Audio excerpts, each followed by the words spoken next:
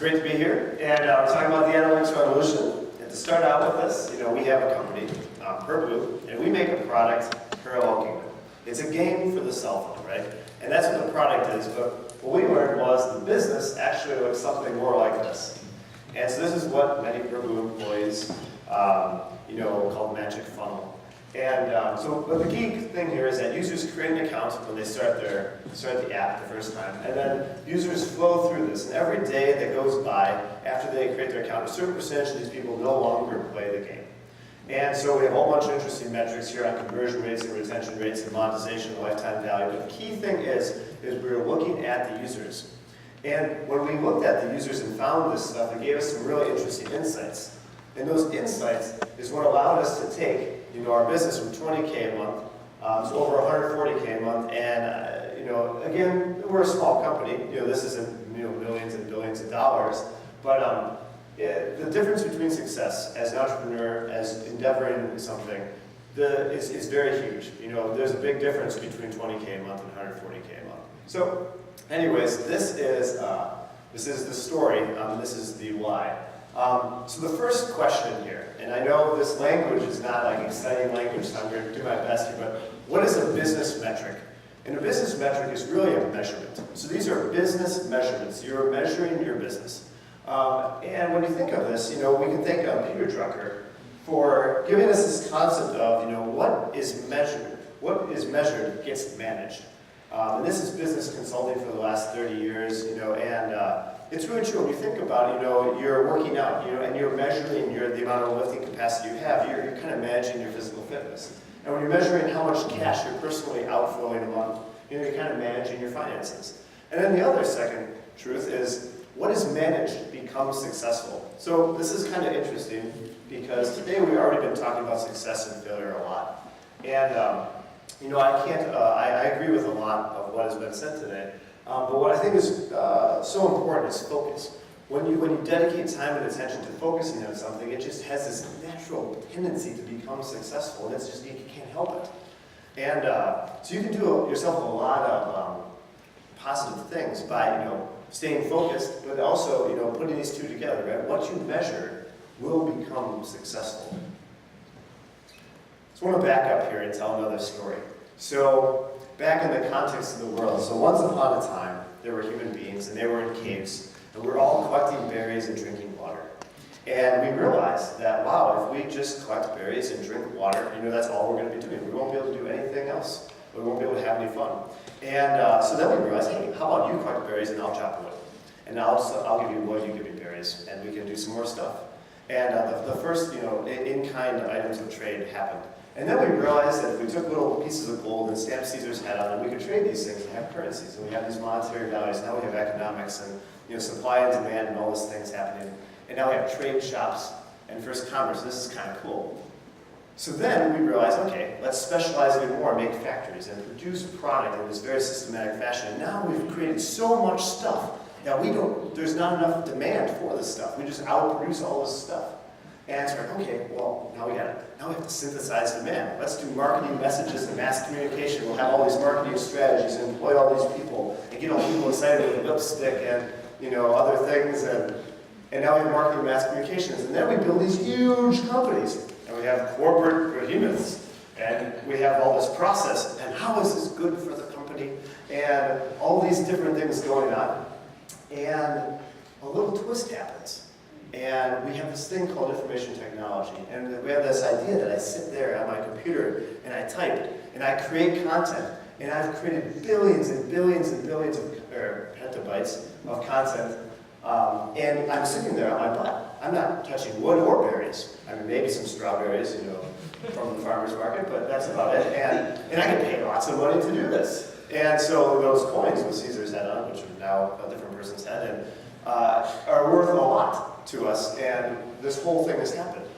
And now we have companies, and we have people, and we have all this data, and it's been accumulated into these huge databases. And now what? What do we do with this? And this is the analytics revolution, because the answer is you take this data, you take these billions of records, and you look at it, and you see how can we make better decisions with our company by looking at this data and learning from what we know about that gray area and inspecting that to create some navigation elements, to give us some truth, to give us some guidance on what to follow. And what's funny here, let's take a time, Max, I'm pretty sure had no idea that I was going to talk about analytics and measurement.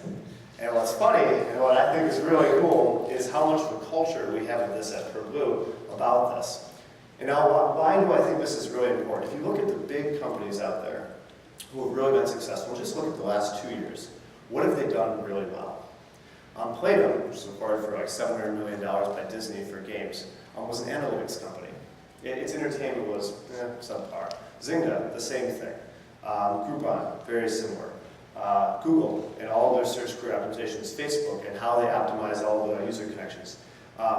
Already the companies, the ones who are successful are the ones who do this. And my projection is if you take this and apply it to all business verticals, the companies that really succeed and take their revenue from whatever it is, $20K a month, and apply analytics into really good thinking and digging through the gray, will be able to scale their businesses by a long shot. So, how do we do this? And basic thing that I think is really important is that when we think analytics, we think, fancy dashboards, and the real truth of it is it's questions. Analytics and business measurement is about asking questions, and this is more like a business plan. And if you talk to investors and people who are in businesses a lot, you know that they don't actually tell you much. Mostly they just ask you questions. And the reason is that's what makes success, that's what makes it work. And so to dig into this, here's a few examples of really some tough questions.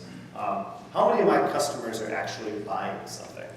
So in Apparel Kingdom Land, only a certain percentage of our customers are actually buying food. How much do they buy? If you go to a gas station, what is the amount of purchases a customer makes? Do they just get the Melio sub, or do they get the bottle of Gatorade and the Milky Way as well? How often do they return? Are these customers Madisonites who come back weekly, or are they from Israel and they're just here for a conference? What are the demographics of my customers? Are these 23-year-old males, or are these 40-year-old women? And what is my highest margin product? Well, where do I actually make the most gross money from the product?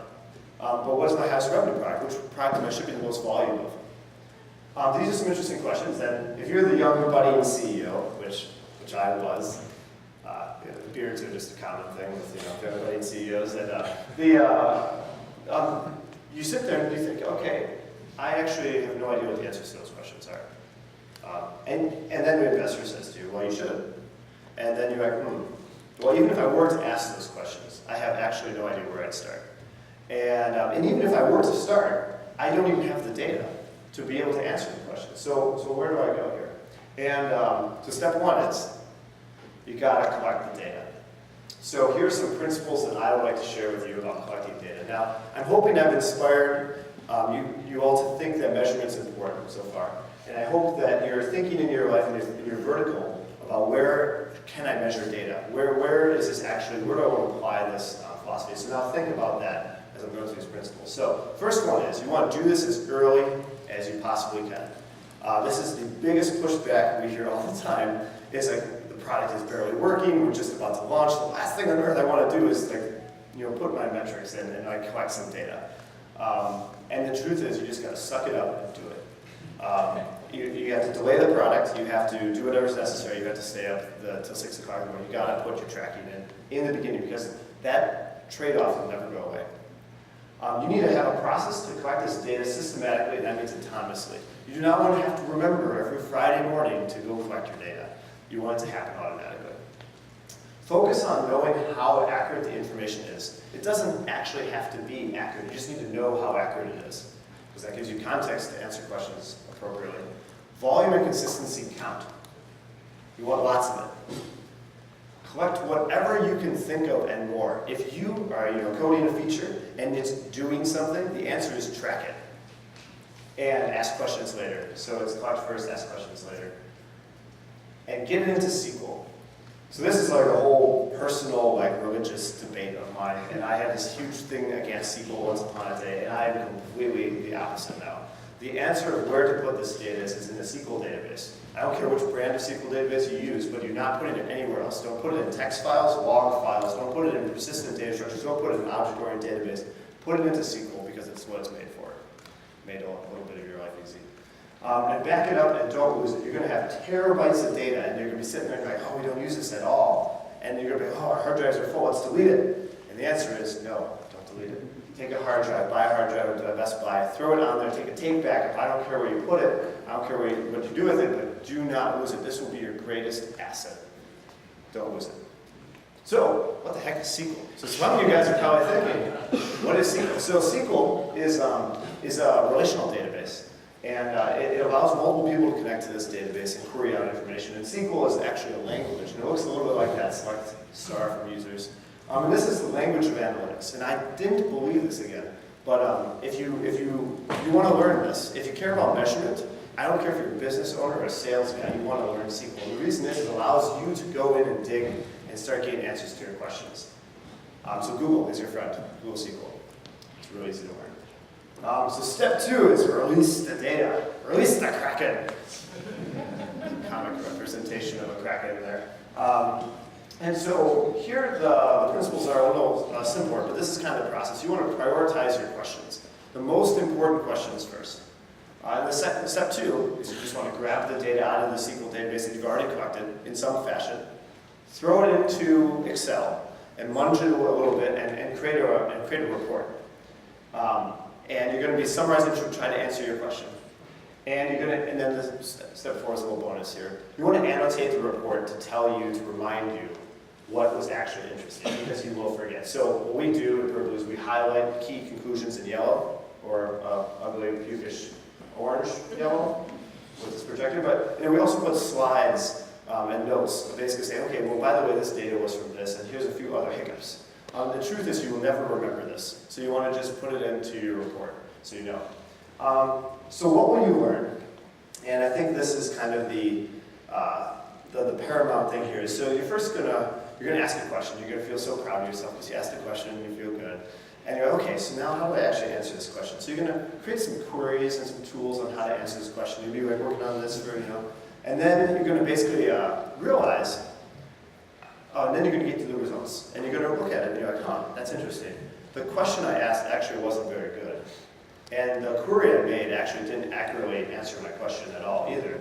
And thirdly, the data that I'm looking at doesn't even tell me anything insightful. My field is still great. And you're like, oh, Justin, what kind of false advertising, horrible content that you present me. And the truth is, you then just start all over. And that's the process. And it's very expensive, and it's very time consuming. But the truth is knowing what you don't know, or knowing what doesn't work, or knowing what the wrong question is just as valuable as knowing what tree you might want to bark up in the future. And so this is the process of finding these insights. And the funny thing is you're going to have days and days of pain. But when you find those little nuggets, they're going to be huge. They're going to be huge. They're going to allow you to scale your business like you never thought before. They're going to teach you something about your customer that you didn't even realize existed, and it'll be very important. So finding the really important metrics is the key, is where you're going here. It's an iterative process that takes some time. So PerBlue, we started this. I remember when we launched the first product and we threw in metrics. It was on the second day after launch. It was horrible. It was slated into a non-SQL day. It was horrendous. But anyways, we started out, our analytics infrastructure was on the side. We just did it for fun. But it turned in, we had all these files. And then we eventually set up dashboards and pretty graphs and fun things. And eventually, I hope we look like the NASA's command center. And we're getting kind of close. But the truth is, it all starts with questions. And so I think what we can all do today is we take a piece of paper and start writing down some key business questions. And if you want to succeed, the most important thing I can tell you to do is measure. Thanks for your time.